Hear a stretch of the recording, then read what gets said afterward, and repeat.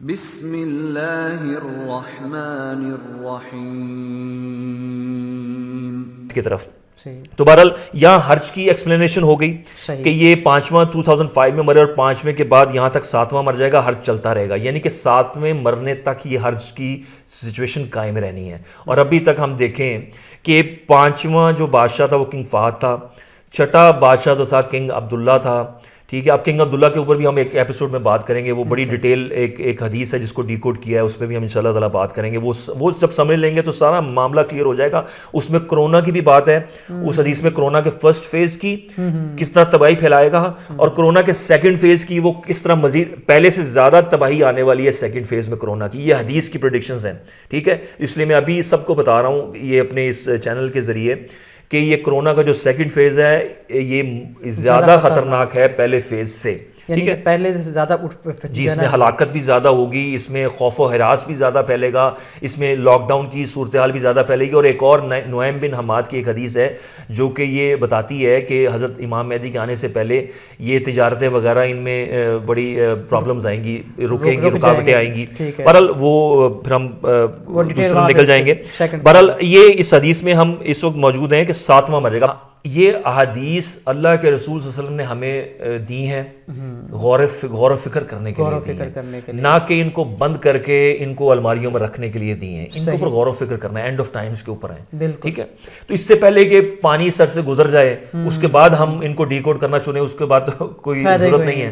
Decode اسی وقت کرنا ہے جب معاملات آنے سے پہلے, اس لیے ان کا مقصد ہی یہی ہے. بہرحال اب 7واں بادشاہ جو ہے وہ ہے کنگ سلمان. ٹھیک ہے, اب کنگ سلمان کے مرنے کے بعد اختلاف ہوگا, یہ بظاہر نظر آ رہا ہے, کیونکہ ہم اس کو صحیح حدیث کے ساتھ ملائیں گے. اس صحیح حدیث میں ہے کہ ایک خلیفہ کی موت کے بعد اختلاف ہوگا. ٹھیک ہے, اب ہم اس کو ملاتے ہیں 3 شہزادوں کی طرف آتے ہیں.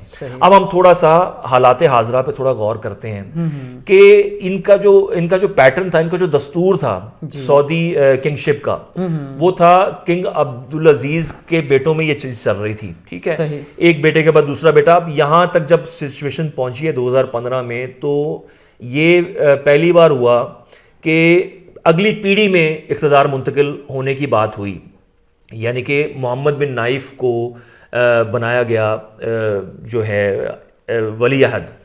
اب وہ بیسیکلی اگلی پیڑھی کا وہ گرینڈ سن ہے کنگ عبدالعزیز کا. ٹھیک ہے, وہ اولڈسٹ گرینڈ سن ہے اگلی پیڑھی کا, اس کو بنا دیا گیا. اب بات یہاں نہیں رکی, اب اس کو 2 سال بعد اس کو ہٹا دیا گیا.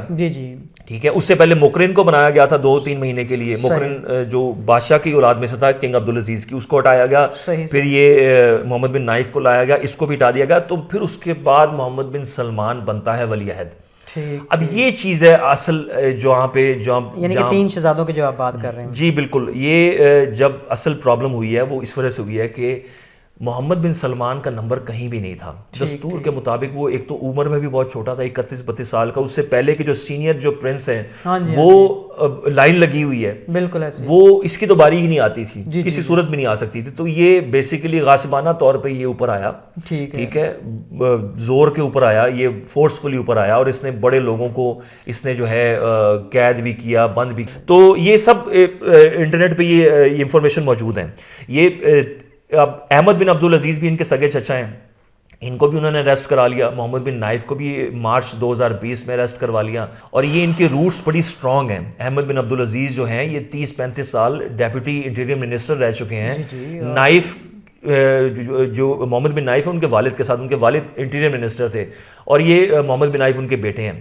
تو یہ ان کی روٹس جو بڑے سٹرونگ ہیں, انٹیلیجنس کے بھی سربراہ رہے. جی, ان کے بیٹے بھی بڑی پوسٹوں پہ ہیں. یہ احمد بن عبدالعزیز کے بھی اور محمد بن نائف کی بھی فیملی, ان کے روٹس بڑے سٹرونگ ہیں سعودی عرب میں. اب یہ رائل فیملی میں ایک بہت اس وقت صورتحال جو بڑی گمبھیر صورتحال ہے. یہ جب بادشاہ نے جب مرنا ہے تو یہ بم پھٹنا ہے, اور یہ حالات بالکل واضح ہیں. یہ کوئی یہ نہیں ہے کہ یہ میرے کوئی صرف رائے ہے, یہ حقیقت میں مبنی میں آپ کو یہ چیزیں, یہ جو واقعات کی بیس پہ ہم بات کر رہے ہیں کہ سب کچھ جو ہمارے سامنے نظر آ رہا ہے. جی, یہ بالکل اس کے اوپر پوری ریسرچ آپ کر سکتے ہیں, اور اس پہ میں نے بڑی ڈیٹیل ریسرچ کی ہے. اور اس کے بعد یہ میں بڑے وثوق سے آپ سے یہ بات کر رہا ہوں کہ یہ بادشاہ کی موت کے بعد یہ حالات جو ہیں یہ بالکل آؤٹ آف کنٹرول ہونے والے ہیں یہ سعودی عرب میں. اور یہ بالکل حدیث کے مطابق بھی آ رہا ہے. اور یہ صحیح حدیث کے مطابق یہ سارا معاملہ فٹ بیٹھ رہا ہے، اور یہ حالات ہمیں بتا رہے ہیں کہ ہم اس نہج پہ پہنچ چکے ہیں جب یہ معاملات اس طرف آگے جا رہے ہیں، بڑے ڈینجرس طرف جا رہے ہیں. ڈینجرس عربوں کے لیے، عربوں کی تباہی کا بھی ذکر ہے. ہمارے لیے تو ایک امید کی کرن بن کے آئیں گے حضرت امام مہدی، کیونکہ انہوں نے آنا ہے، انہوں نے عدل و انصاف قائم کرنا ہے. جو کہ ظلم ہو رہے ہیں مسلمانوں پہ اس کا ازالہ کرنا ہے، مسلمانوں کی جو اکنامیکل کرائسز ہیں اس کا انہوں نے ازالہ کرنا ہے، مال تقسیم کرنا ہے اور عدل و انصاف قائم کرنا ہے. یہ جو حرج ہو رہا ہے، حرج کو روکنا ہے. یہ مسلمان جو آپس میں خانہ جنگی ہے یہ روکنا ہے بیسیکلی انہوں نے. تو بہرحال ہم اگلی حدیث پہ چلتے ہیں. یہ حدیث ہماری یہاں پہ اس سے ہمیں پتہ چل گیا کہ بادشاہ کی موت ہے. بادشاہ کی موت کے بعد 3 جو ہے ان کی لڑائی ہے، 3 شہزادوں کی. 3 شہزادے بھی پتہ چل گئے، بادشاہ بھی پتہ چل گیا. تو ابھی ہم بریک لے لیتے ہیں، اذان ہو رہی ہے. ناظرین ایک چھوٹا سا بریک لیتے ہیں، اس کے بعد انشاءاللہ تعالیٰ اس سلسلے کو آگے جاری رکھیں گے. اگر ویڈیو لمبی ہو جاتی ہے تو آپ کو پتہ ہی ہے کہ ہم انشاءاللہ پارٹس کی شکل میں آپ کے سامنے پیش کریں گے. بریک کے بعد ملتے ہیں.